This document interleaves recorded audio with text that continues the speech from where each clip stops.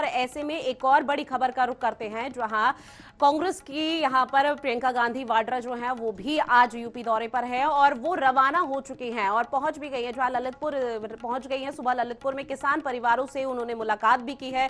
ललितपुर समेत पूरे बुंदेलखंड में खाद की भयंकर किल्लत के चलते कई किसानों की मौत भी यहां हुई है। एक किसान की तो खाद के लिए लाइन लगते समय भी यहां मौत हुई थी। हालांकि यह मामला काफी उठाया गया था विपक्ष की तरफ से, जिसको लेकर एक बार फिर प्रियंका गांधी वाड्रा यहां पीड़ित पक्ष से मिलने के लिए पहुंची है। खाद किल्लत पर एक किसान ने आत्महत्या भी की है। उत्तर प्रदेश में 2022 के विधानसभा चुनाव को देखते हुए कांग्रेस ने मोदी योगी सरकार के खिलाफ मोर्चा खोल दिया है। कांग्रेस की राष्ट्रीय महासचिव और यूपी प्रभारी प्रियंका गांधी वाड्रा ललितपुर में पीड़ित किसानों के परिवारों से मुलाकात की है, जहां ट्रेन से ललितपुर वो पहुंची और ट्रेन से ललितपुर रवाना होने के लिए गुरुवार रात राजधानी लखनऊ के चारबाग रेलवे स्टेशन वो पहुंची, जहां प्रियंका ने कुलियों से भी मुलाकात की, उनसे बातचीत भी की है और उनके बारे में भी जाना। इसके साथ ही कुलियों ने उन्हें अपनी जीविका से जुड़ी समस्याओं के बारे में अवगत कराया।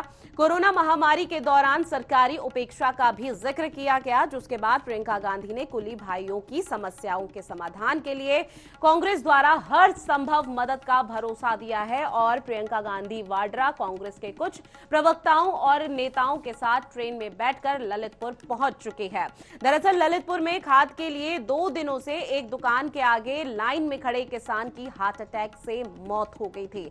ललितपुर समेत पूरे बुंदेलखंड में खाद की भयंकर किल्लत देखी जा रही है। खाद की किल्लत के चलते बीते दिन एक किसान ने आत्महत्या भी कर ली थी। बताया यह भी जा रहा है कि 53 साल के भोगीपाल लंबे समय से खाद के लिए परेशान चल रहे थे। दर दर भटकने के बाद भी जब उन्हें फसल के लिए खाद नहीं मिली तो वो जुगपुरा की एक दुकान पर 2 दिनों से लाइन लगाकर खाद खरीदने का प्रयास कर रहे थे।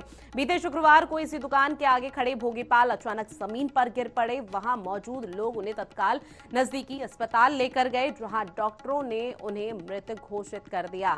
तो प्रियंका गांधी ललितपुर पहुंच चुकी हैं और ऐसे में उनका भी ये काफी खास माना जा रहा है। पीड़ित पक्ष से भी यहां मुलाकात की, किसान परिवारों से भी उन्होंने मुलाकात की और इसके साथ ही जो तस्वीरों भी आप देख सकते हैं किस तरह से सुरक्षा के चाक चौबंद व्यवस्था यहां पर किए गए। प्रियंका गांधी जब ललितपुर पहुंची, उनके साथ तमाम जो नेता विधायक हैं वो भी यहां पर मौजूद हैं।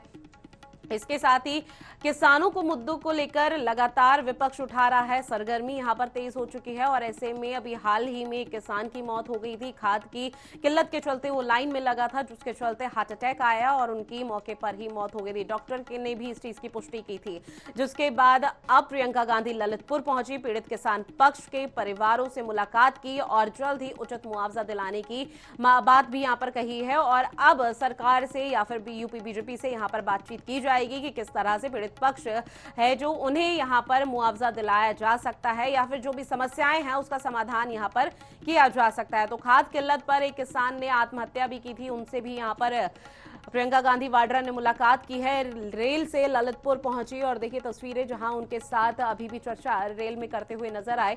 ललितपुर में किसान परिवारों से उन्होंने मुलाकात की है। ललितपुर समेत पूरे बुंदेलखंड में खाद की भयंकर किल्लत हो रही है, जिसको लेकर लगातार विपक्ष इसे सरकार के सामने रखता हुआ नजर आया है। कई बार मांग भी की है कि खाद की किल्लत जिस तरह से हो रही है इसे पूरा किया जाए, लेकिन खाद की किल्लत अभी भी यहां बनी हुई है। खाद की किल्लत को लेकर कई बार किसान आत्महत्या कर चुके हैं और एक बार फिर हाल ही में यहां पर एक किसान ने खाद की किल्लत के चलते आत्महत्या की थी। ललितपुर में किसान परिवारों से मिलने के लिए भी वहां पहुंची और उनसे बातचीत की है। उचित मुआवजा दिलाने की बात भी यहां पर कही गई है प्रियंका गांधी वाड्रा की तरफ से, क्योंकि यूपी में खाद की भयंकर किल्लत देखी जा रही है, जिसके चलते किसान परेशान है। किसान लंबे समय से धरना प्रदर्शन और तमाम चीजों को लेकर यहां पर सरकार को आड़े हाथ ले चुके हैं, नारेबाजी कर चुके हैं कि खाद की जो किल्लत हो रही है कम से कम उस चीज का भरपूर यहां पर प्रयोग किया जाए, लेकिन फिलहाल सरकार की तरफ से कोई एक्शन नहीं लिया गया है।